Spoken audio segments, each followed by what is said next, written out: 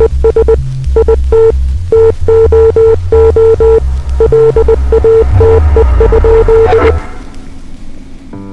Fabian Society was born in London in the late 19th century. The founding members were a small group of middle-class radicals.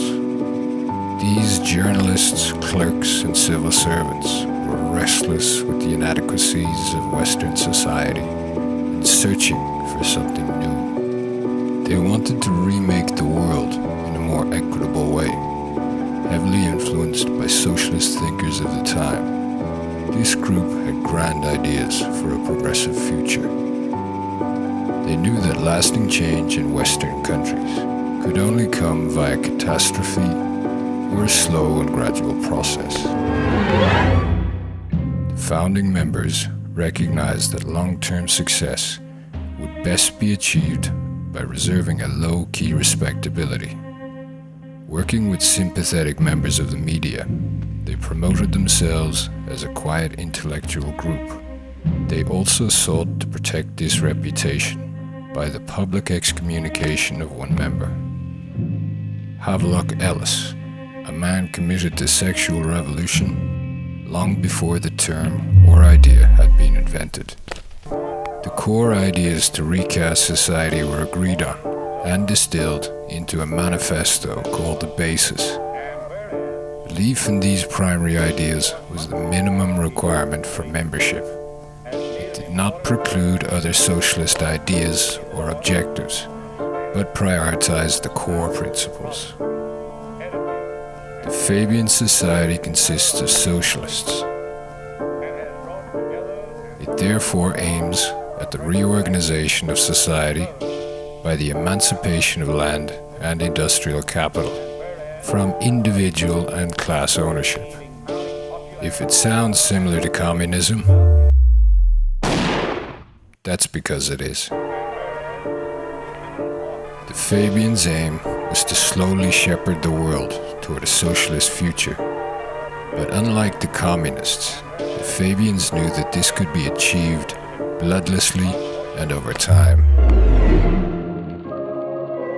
The society took its name from the ancient Roman general, who was famed for his delaying tactics. Fabius Maximus, the Concator, did not have enough men to defeat the invading Hannibal in southern Italy. So he fought a slow war of attrition, whereby the Romans avoided open battle and wore down the Carthaginian army over many years. And so it was for the new socialist organization. They adopted the name and the tactics of the great Roman general. Along with that name, they chose an angry tortoise as their mascot, with the motto, "I wait long, but when I strike hard." For a clearer idea of the Fabians' revolutionary spirit, we can look at the stained glass window commissioned in 1910, which is now located at the London School of Economics.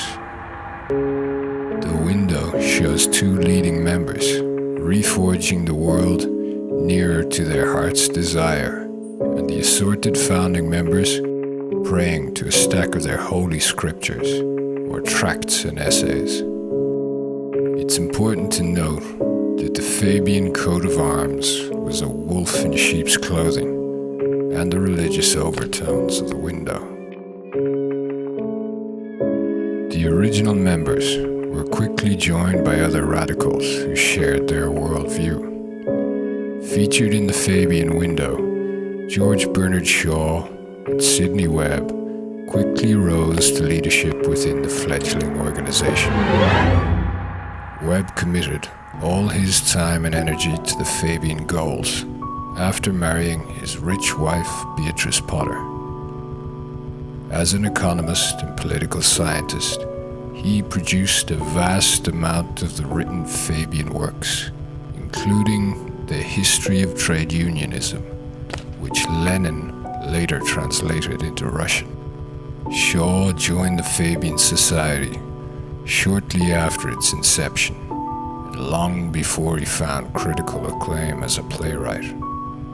Regarded as a brilliant polemicist and debater, the Fabian saw in Shaw the perfect man to help propagate and defend British socialism, along with two later additions, the future Fabian missionary to the US, Graham Wallas, and the well-connected civil servant, Sidney Oliver. These four were the leading lights of British socialist thought and action for the next 30 years. And that thought and action did not just thrive in Britain. Using tactics later copied by other Marxist groups, the Fabians exported their sinister brand of socialism all over the world.